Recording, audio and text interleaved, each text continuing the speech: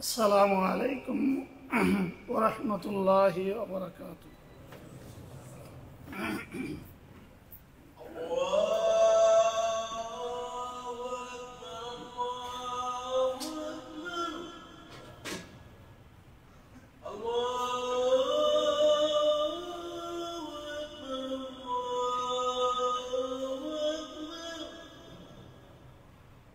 أشهد أن لا إله إلا الله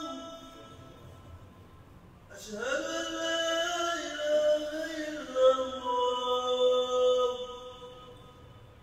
أشهد أن محمدا رسول الله أشهد أن محمدا رسول الله حي على الصلاة حي على الصلاة حي على الفلاح حي على الفلاح الله أكبر الله أكبر لا إله إلا الله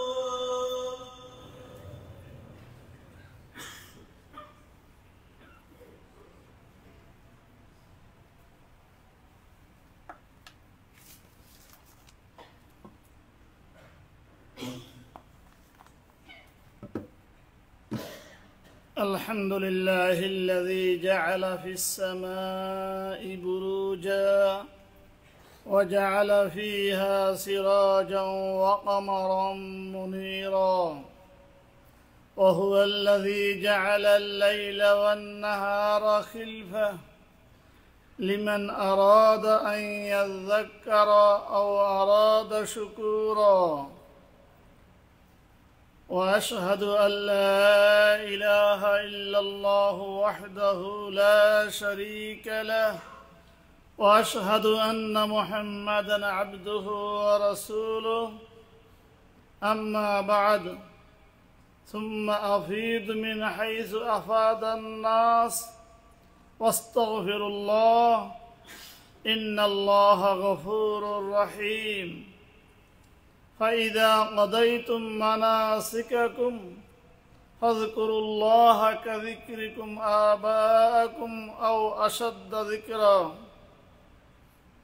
قال رسول الله صلى الله عليه وسلم فإن أصدق الحديث كتاب الله وخير الهدي هدي محمد صلى الله عليه وسلم وشر الأمور محدثاتها وكل محدثة بدعة وكل بدعة ضلالة وكل ضلالة في النار সম্মানিত মুসল্লিয়ান কিরাম, আমরা আল্লাহ সুবহানাহু ওয়া তাআলার শুকরিয়া আদায় করি যিনি আমাদেরকে আজকের জুমার নামাজে হাজির হওয়ার তৌফিক দিলেন। দরুদ ও সালাম ফেরান করি রাহমাতুল লিল আলামিন খাতামুন নবিয়্যিন জনাব মুহাম্মদ মুস্তাফা সাল্লাল্লাহু আলাইহি ওয়াসাল্লামের প্রতি। খুতবার বিষয়টি হচ্ছে হজের শিক্ষা এবং হজ পরবর্তী আমাদের করণীয়। এই ব্যাপারে কোরআন কারীমে আয়াত হচ্ছে ফাইযা কদাইতুম মানাসিকাকুম, তোমাদের হজের কার্যক্রম যখন শেষ হয়ে যাবে তখন তোমরা আল্লাহ তাআলাকে স্মরণ করবে আগের থেকে আরো বেশি করে। সুতরাং হজের সময় নির্ধারিত দিনগুলোর ভিতরে 8 জিলহজ থেকে 13 তারিখ পর্যন্ত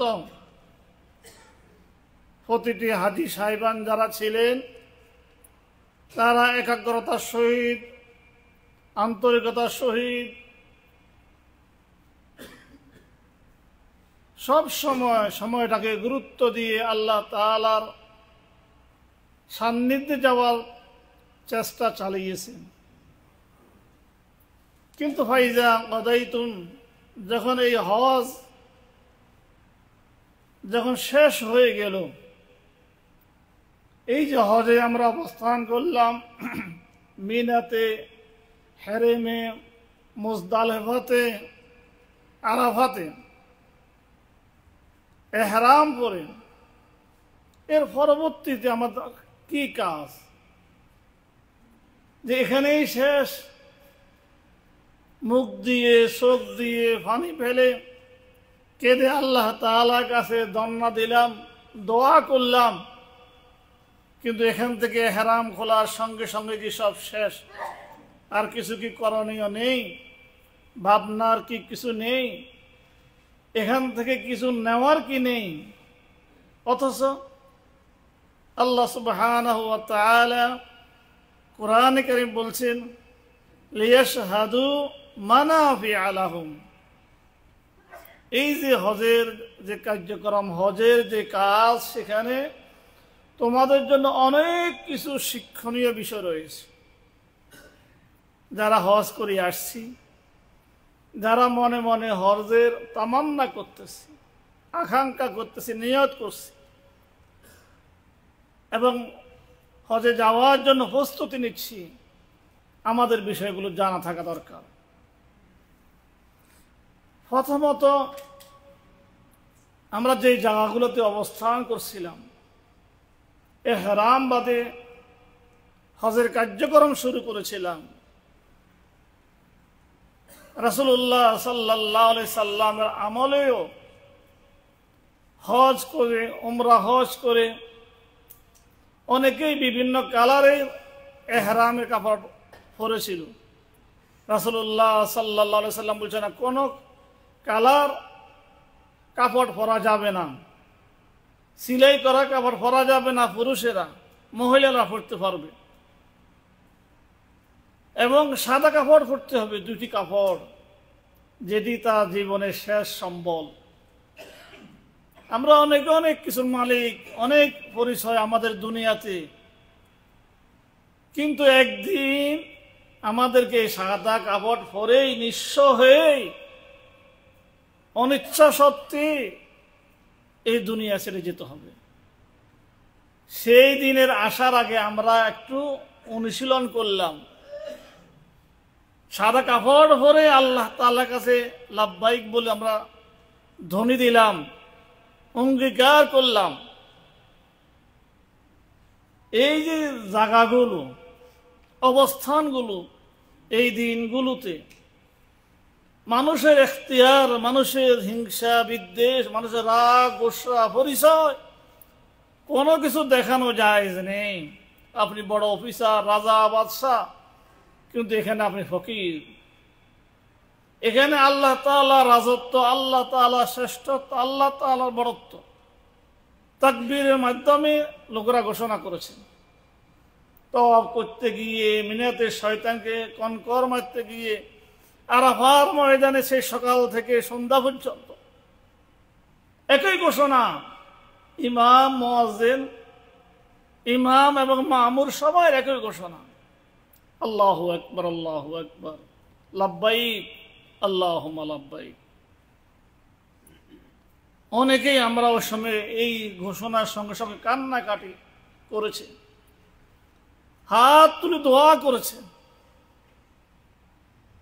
আল্লাহ তাআলা এই আয়াতের পরে বলছেন, অনেকেই আছেন আল্লাহ তাআলার কাছে বলেন, ফামিনহুম মান ইয়াকুলু রাব্বানা আতিনা ফিদ দুনিয়া হাসানা,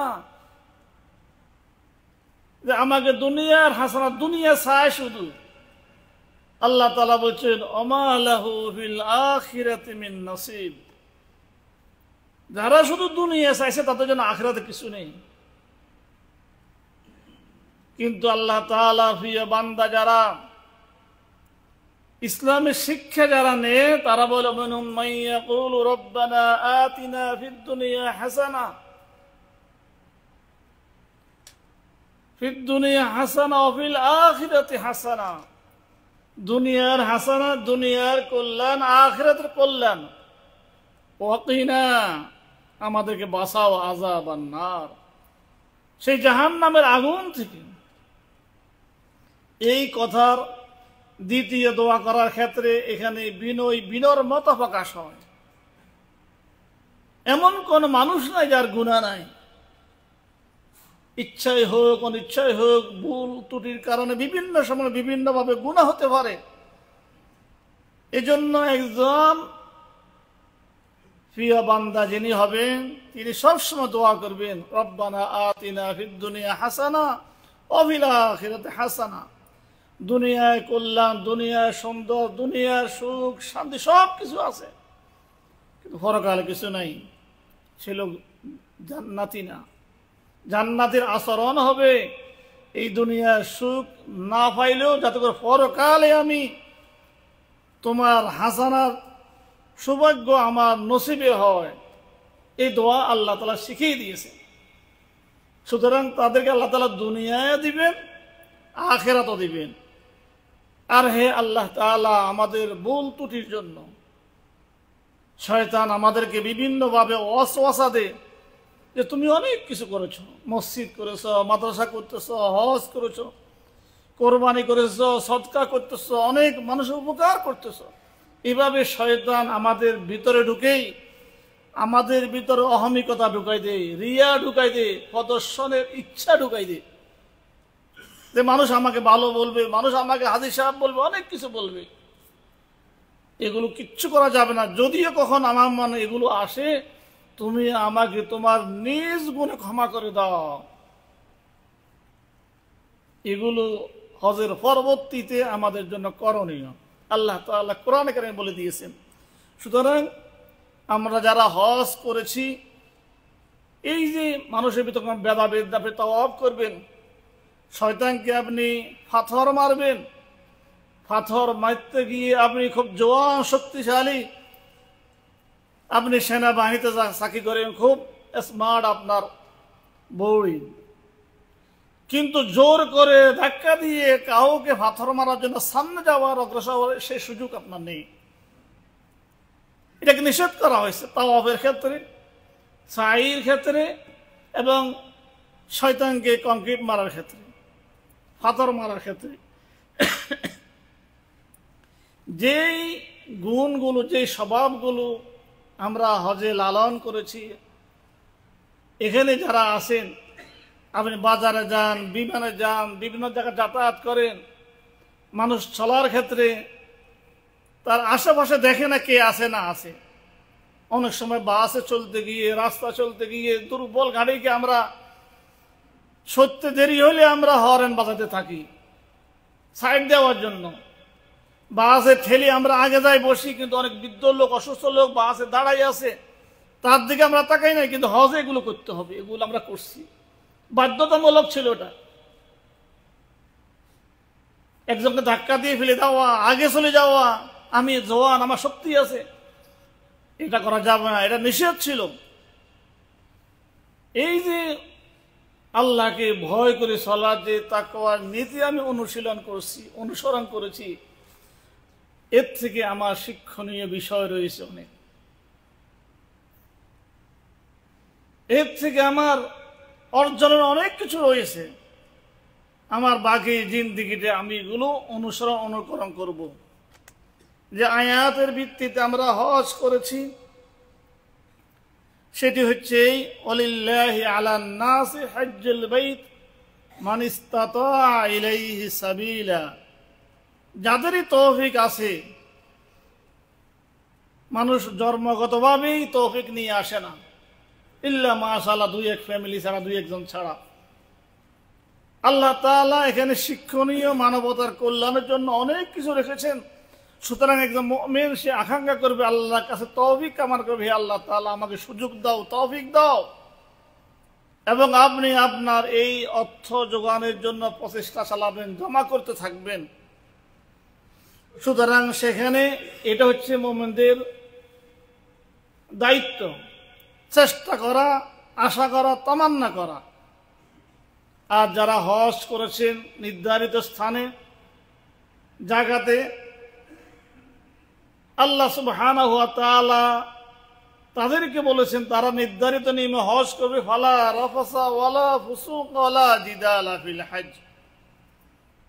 তারা এই হজরত অবস্থায় অশ্লীল কথাবার্তা, অপ্রয়োজনীয় কথাবার্তা, কোনো ভাব মূলক কাজে তারা লিপ্ত হবে না। হজ 3 প্রকার। এক হচ্ছে হজ্জে মাবরুর, এক হচ্ছে হজ্জে মকবুল, এক হচ্ছে হজ্জে মারদুদ। প্রথম হচ্ছে মাবরুর, যেটা হচ্ছে পরিপূর্ণ হজ, মকবুল হজ। যে ব্যক্তি হজ করতে গিয়ে শুরু থেকে শেষ পর্যন্ত তার টাকার আয়োজন থেকে শুরু করে ফরম দাখিল থেকে শুরু করে হজ সমাপ্তি করা পর্যন্ত প্রতিটি কাজে সে রাসূলুল্লাহ সাল্লাল্লাহু আলাইহি সাল্লামের সুন্নাহকে অনুসরণ করেছেন, অনুকরণ করেছেন, পরিপূর্ণ করার জন্য চেষ্টা করেছেন। এটাকে বলে হজ্জে মাবরুর, পরিপূর্ণ হজ। আরেকটা হচ্ছে হজ্জে মাকবুল, শরীয়ত নির্ধারিত বিধিবিধান মোতাবেক সেই আরকানগুলো, আহকামগুলো, ওয়াজিবাতগুলো সেই পালন করেছেন। আরেকটা বলা হজ্জে মারদুদা, এটা পরিত্যক্ত। হজ করেছি,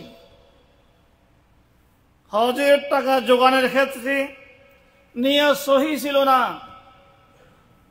সামাজিক প্রেসারে পড়ে, পারিবারিক প্রেসারে পড়ে, যে অনেক মান সম্মান হলো, কিন্তু হাজি হিসাবে লোকদের কাছে বলতে পারি না, প্রকাশ করতে পারি না। সুতরাং আমি যদি হজটা না করি তাহলে কেমন হয়? সামাজিকতার কারণে, লোক দেখানোর কারণে হজ করেছেন। তার উপার্জনে হালাল ছিল না, তার হজের কার্যক্রমে শরীয়তকে অনুকরণ করেননি। হজের পরবর্তী সময়েও তার আচরণে বিনয়, বিনম্রভাব, খোদা ভীতিতে প্রকাশ হয় না। সম্মানিত মুসল্লিয়ানে কেরাম, সুতরাং এই হজ নিয়ে যদি আমরা চিন্তা ভাবনা করি, আমাদেরকে চিন্তা ভাবনা করতেই হবে। সুতরাং এটা যদি করি তাহলে এই হজের উপকার ব্যক্তি পর্যায়ে, সামাজিক পর্যায়ে, জাতীয় পর্যায়ে এর প্রভাব ব্যাপক। এই হজের শেষেই হযরত আলী রাদিয়াল্লাহু তাআলা আনহুর কাছে বার্তা দিয়ে রাসূলুল্লাহ সাল্লাল্লাহু আলাইহি সাল্লামকে নবম হিজরিতে পাঠালেন, ঘোষণা দেওয়ার জন্য, আযানুন মিনাল্লাহি ওয়া রাসূলিহি ইলান নাস ইয়াউমিল হজ্জ আন্নাল্লাহা বারীউম মিনাল মুশরিকিন ওয়া রাসূলুহু। যারা শিরক করে, আল্লাহ যারা শিরক করেন তাদের সাথে যে মক্কা বিজয়, হুদায়বিয়া সন্ধির সময় যে চুক্তি ছিল, মক্কা বিজয়ের সময় যে চুক্তি ছিল, সেই চুক্তি ভেঙে দেওয়া হয়েছে। মুশরিকদের সাথে, ইমানদারদের সাথে কোনো চুক্তি নেই। এখন থেকে আল্লাহর ঘরে মূর্তি রাখা যাবে না, এখানে এই আল্লাহর ঘরে শিরক করা যাবে না। এই কথাগুলো নবম হিজরতে আবু বকরের মাধ্যমে ঘোষণা করা হয়েছে। সুতরাং আসুন আমরা এই হজের শিক্ষা নিয়ে, সূরা তাওবার শুরুতেই আছে, সূরা হাজের ভিতরে এই কথাগুলো আছে, সূরা বাকারার ভিতরে মধ্যখান দিয়ে এই কথাগুলো আছে।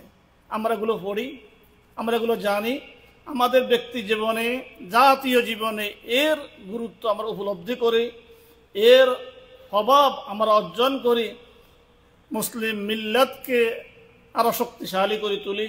আল্লাহ তাআলা আমাদের সবাইকে কবুল করুন, আমিন।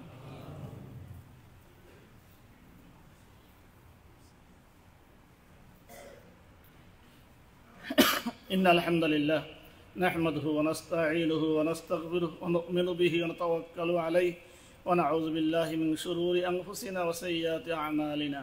মান ইয়াহদিহিল্লাহু ফালা মুদিল্লা লাহু ওয়া মান ইউদ্লিল ফালা হাদিয়া লাহু। ওয়া আশহাদু আন্না মুহাম্মাদান আবদুহু ওয়া রাসূলুহু الذي أرسله بالحق بشيرا ونذيرا وداعيا إلى الله بإذنه وسراجا منيرا. إن الله وملائكته يصلون على النبي يا أيها الذين آمنوا صلوا عليه وسلموا تسليما. اللهم صل على محمد وعلى آل محمد كما صليت على إبراهيم وعلى آل إبراهيم إنك حميد مجيد. وبارك على محمد وعلى آل محمد كما باركت على إبراهيم وعلى آل إبراهيم إنك حميد مجيد. اللهم اغفر لنا ولوالدينا رب ارحمهما كما ربياني صغيرا. اللهم انصر الإسلام والمسلمين اللهم احفظ بلادنا وبلاد المسلمين ربنا لا تؤاخذنا إن نسينا أو أخطأنا ربنا هب لنا من أزواجنا وذرياتنا قرة أعين واجعلنا للمتقين إماما اللهم تقبل صلاتنا وصيامنا وقيامنا يا رب العالمين ربنا لا تزغ قلوبنا بعد إذ هديتنا وهب لنا من لدنك رحمة إنك أنت الوهاب ربنا تقبل منا إنك أنت السميع العليم وتب علينا إنك أنت التواب الرحيم وأقم الصلاة